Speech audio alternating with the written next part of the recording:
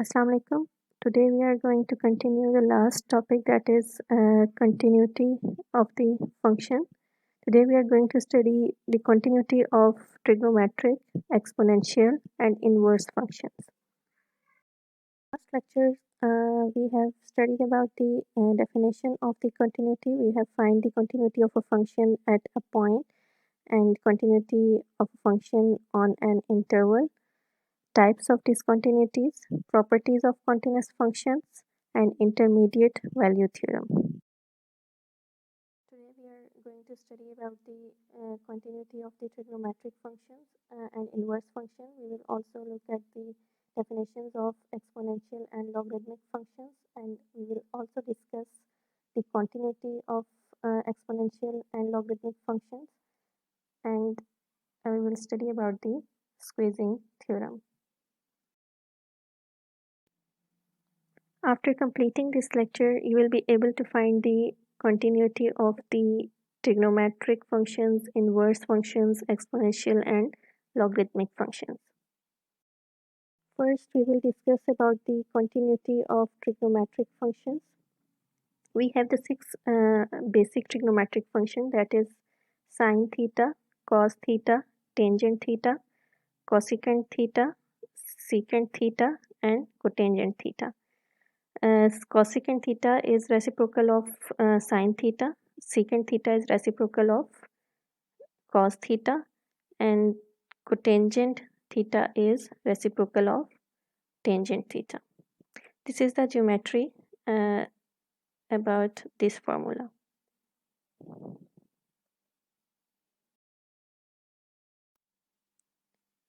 In this theorem, we will see how we can find the limits for the six basic trigonometric functions. So the theorem says if C is any number in the natural domain of the stated trigonometric functions, then limit of sin x as x approaches to C is equal to sin C.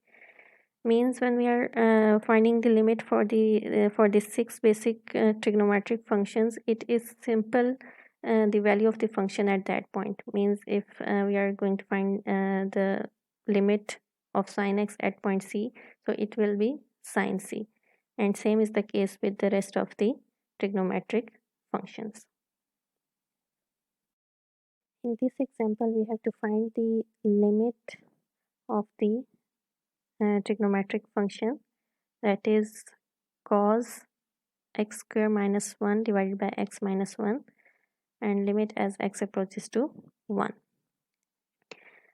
From the last slide, we already know that the basic trigonometric functions are continuous functions. So we can use this property. हम लोग limit को cos के angle के साथ apply कर सकते हैं, ठीक है. तो हम यहाँ पे cos के एंगल हमारे पास x square minus 1 divide by x minus 1 है, हम इस पे लिमिट अप्लाई करेंगे और जो भी लिमिट आएगी उस पे उसका cos हम ले लेंगे. तो सब ये वाला जो आपके पास फंक्शन है, इसको हम लोग जब कैलकुलेट करेंगे तो इसके न्यूमरेटर में आपके पास a square minus b square का फॉर्मूला ओपन होगा, which is x minus 1 and x plus 1. ये हमारे पास x माइनस 1 और x माइनस 1 कैंसिल आउट हो जाएंगे और हमारे पास x प्लस 1 रह जाएगा. x plus 1 cos x plus 1 है. अब इस पे हम लोग लिमिट अप्लाई कर देंगे, ठीक है. तो हमारे पास limit of x plus 1 is equal to 2 हो जाएगा. इसमें हम 1 पुट करेंगे, so it will be cos 2.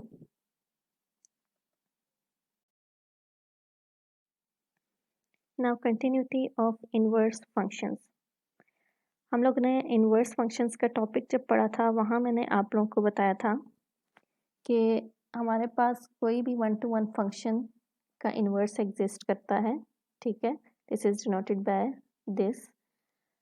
और हमारे पास ग्राफ कैसा होता है किसी भी इन्वर्स फंक्शन का? Graph is the reflection of one and other about the line y is equal to x. यानी अगर दो फंक्शंस इन्वर्स फंक्शंस हैं एक दूसरे के, तो उनके ग्राफ्स क्या होंगे?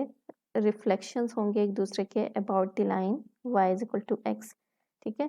तो हम अगर कंटिन्यूटी की बात करते हैं तो ये जस्ट हमारे पास रिफ्लेक्शन ही है, ठीक है। अगर एक ग्राफ कंटिन्यूस है तो उसका आप मिरर में जब रिफ्लेक्शन देखेंगे तो वो भी कंटिन्यूस ग्राफ ही होगा, ठीक है। तो अगर एफ कंटिन्यूस है, ठीक है, तो हमारे पास एफ इनवर्स भी कंटिन्यूस फंक्शन ही होगा। So the theorem says if f is a one-to-one function that is continuous at each point of its domain, then f inverse is continuous at each point of its domain. That is, f inverse is continuous at each point in the range of f.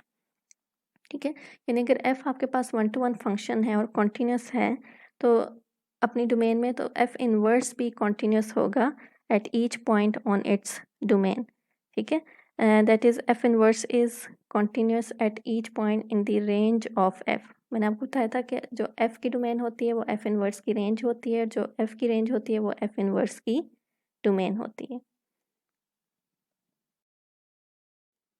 In this example, we have to prove that sine inverse of x is continuous on an interval -1 to 1 using theorem 1.6.2, and that is the last theorem we have studied about the continuity of inverse functions. Now look at the sine graph of sine x. To find the inverse of sine x, we will restrict the domain between -pi/2 to pi/2. Now you can see this function is continuous between -pi/2 and pi/2. Now if we consider its inverse function, it will be reflection about this line y is equal to x. So the reflection is this, and here the domain is the range of sin x and the range is the domain of the sin x. So you can see graph of sine inverse x is continuous between -1 to 1, between the range of the sin x graph. Now we will study about the continuity of the exponential and logarithmic functions, but first we will go through about its definitions. So exponential function. What is exponential function? Exponential function of the form f of x, that is b power x, where the base b is greater than 0, is positive, and b is not equal to 1 are called exponential function. इस type के जो आपके functions होते हैं वो exponential functions होते हैं, जिसकी बेस में आपके पास कांस्टेंट होता है और पावर आपके पास वेरिएबल होती है, ठीक है।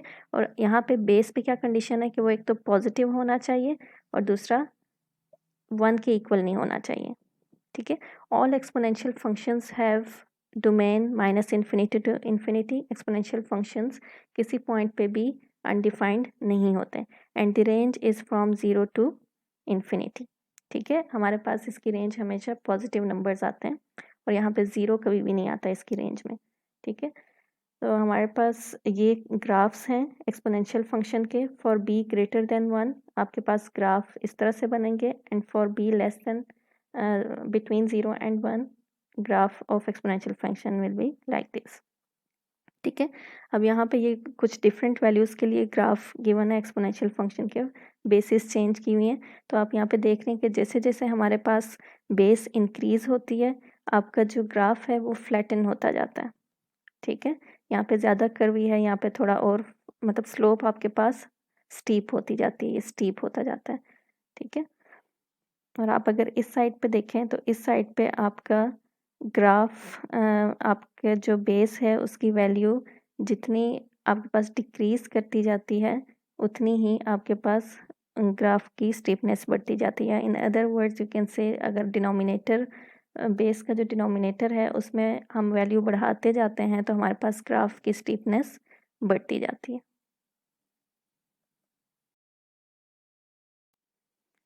अभी हमने लास्ट लेक्चर में डेफिनेशन पढ़ी थी एक्सपोनेंशियल फंक्शंस की, ठीक है। तो वहाँ पे जो हमारे पास एक्सपोनेंशियल फंक्शन थे वो हमारे पास इस टाइप के थे, ठीक है, जिसके हमारे पास बेस में कोई भी नंबर होता था, पावर में वेरिएबल है। अब यहाँ पे अगर आपकी बेस ई हो जाए, ठीक है, तो हम कहते हैं कि ये हमारे पास नेचुरल एक्सपोनेंशियल फंक्शन है, ठीक है, यानी बेस यहाँ पे अब फिक्स है e, ठीक है। तो exponential function with the base e is called natural exponential function, ठीक है। तो इसको हम इस तरह से भी लिख सकते हैं। ये इसका ग्राफ है एक्सपोनेंशियल फंक्शन के लिए, you can see. Logarithmic functions. These are the function f of x of this type log bx। ये आप लोग इस से familiar होंगे, पहले आप लोगों ने log functions को काफ़ी डिटेल से पढ़ा हुआ है। Where the base b is greater than 0 and b is not equal to 1। अब यहाँ पे देखें आपके पास exponential functions और logarithmic functions के लिए condition सेम है।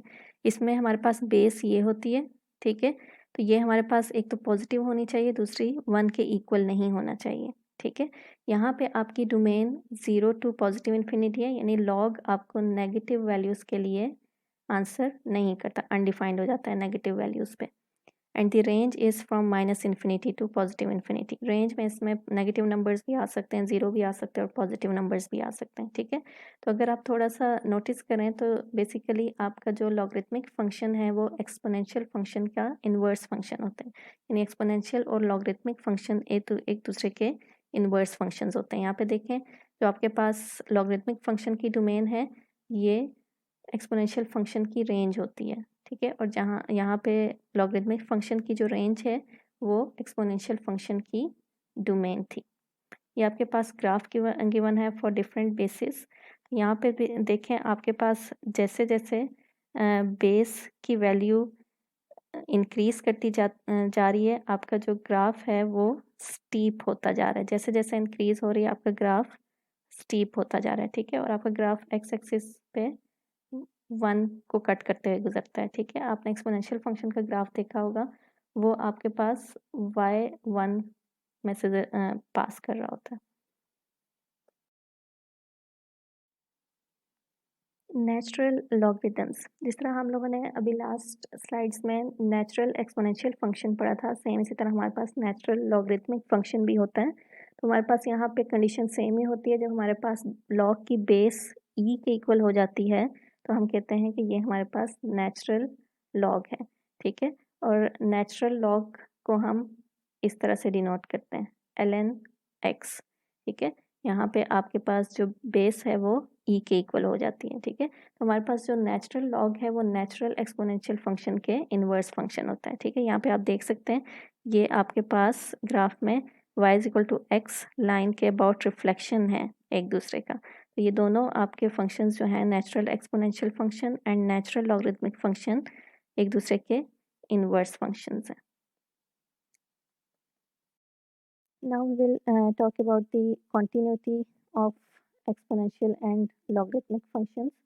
यहाँ पे देखें आपको continuity के लेक्चर में मैंने आपको बताया था कि कोई भी फंक्शन अपनी डोमेन में कॉन्टीन्यूस होता है, डोमेन के अलावा जो पॉइंट्स होते हैं वहाँ पे वो फंक्शन डिसकॉन्टीन्यूस होता है। तो आपने देखा था कि एक्सपोनेंशियल फंक्शन की डोमेन आपके पास minus infinity to positive infinity होती है। So the exponential function is continuous on this interval on its domain.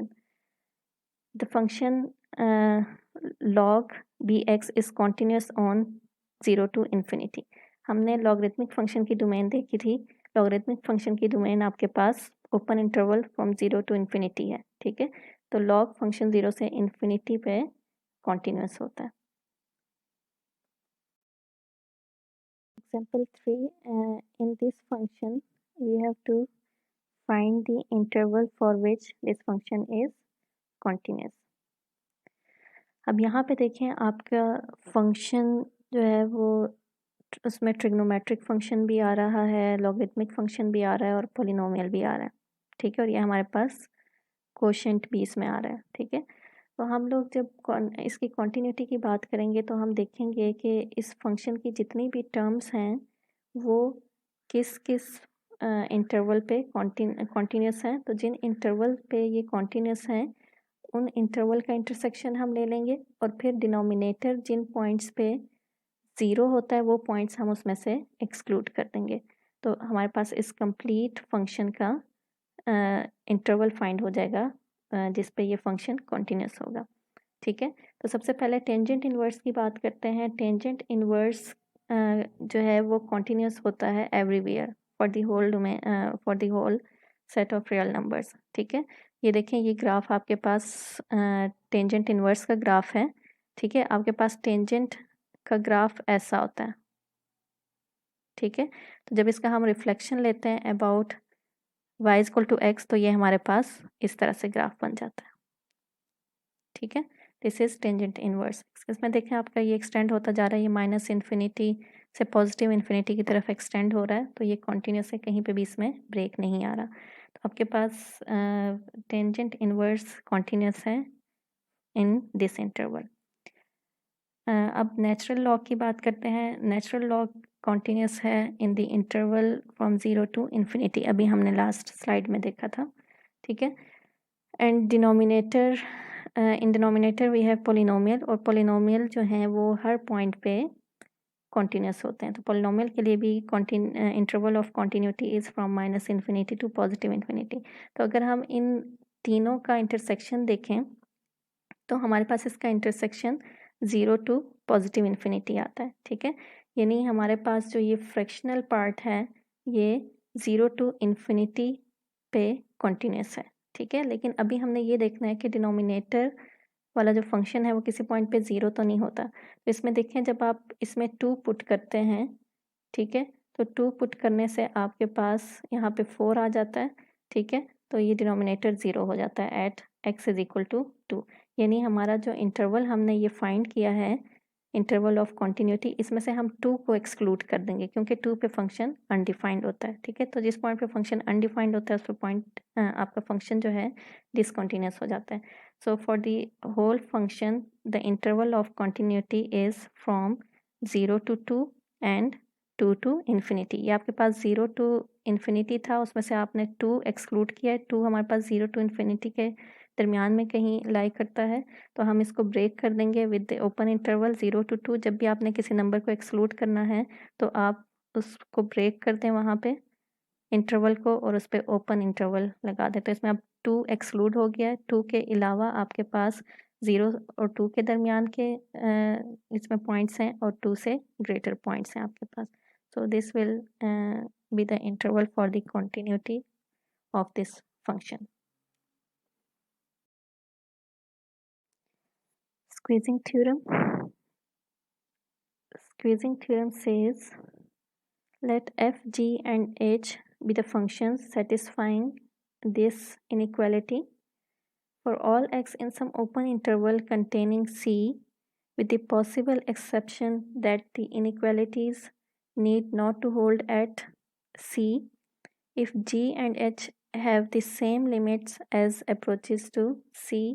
Limit of g of x as x approaches to c is equal to the limit of h of x as x approaches to c is equal to l।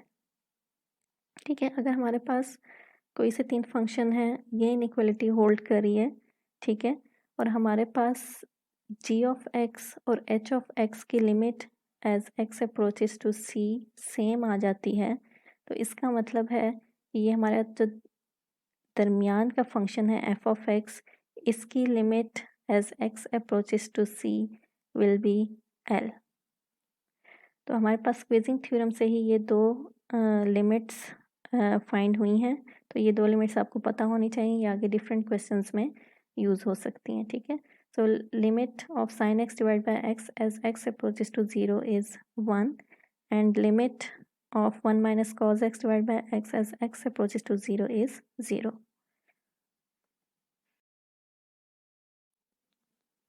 In this example, we have to find the limits of some functions, and these functions are trigonometric functions. So in the a part, we have limit x approaches to 0 of tangent x divided by x.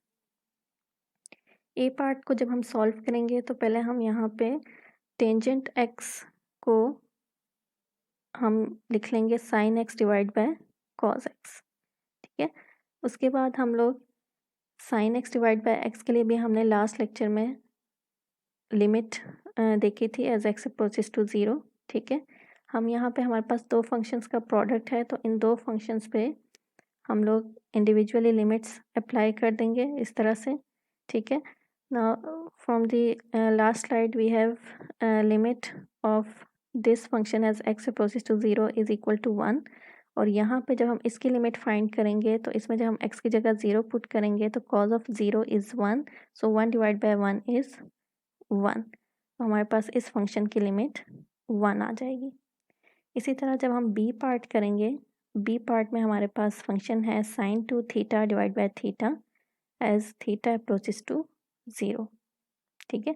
अब यहाँ पे देखें हम क्या करेंगे, इसको 2 से multiply divide कर देंगे, ठीक है, ताकि एंगल सेम करने के लिए, ठीक है। यहाँ पे देखें जब एंगल सेम होता था और हमारे पास एंगल में जो भी वेरिएबल है वो 0 को अप्रोच कर रहा है, तो इस पूरे फंक्शन की लिमिट आपके पास 1 के इक्वल होती है। तो हम इसी फॉर्म में इसको लाने की कोशिश करेंगे, तो हम इसको 2 से मल्टीप्लाई और डिवाइड कर देते हैं, ठीक है। ये 2 लिमिट से बाहर आ जाएगा, ठीक है। तो ये हमारे पास sin 2 theta divide bye 2 theta. अब इसमें हम इसको सब्सटीट्यूशन करेंगे, हम लोग इसको लिख लेंगे x is equal to 2 theta, just उसको फॉर्म देने के लिए, ठीक है। तो ये हमारे पास बन जाएगा 2 limit x approaches to 0 sin x divided by x, ठीक है। तो ये हमारे पास लिमिट आ जाएगी 2 into 1 is equal to 2। Now in the c part we have this function, ठीक है। तो इसको भी हम sin x divide by x की फॉर्म में लेके जाएंगे, ठीक है। अब यहाँ पे देखिए आपके पास एंगल 3x है, ठीक है। तो हम इसको x से डिवाइड कर लेंगे, ठीक है, और इसको भी x से डिवाइड कर लेंगे, तो ये हमारे पास x और x कैंसिल हो जाते हैं, तो हमारे ओरिजिनलिटी पे फ़र्क नहीं पड़ेगा, ठीक है। तो यहाँ पे अब आपके पास ये फंक्शन में आपका एंगल 3x है, तो यहाँ पे 3 होना चाहिए, तो इसको हम 3 से मल्टीप्लाई और डिवाइड कर देंगे, ठीक है।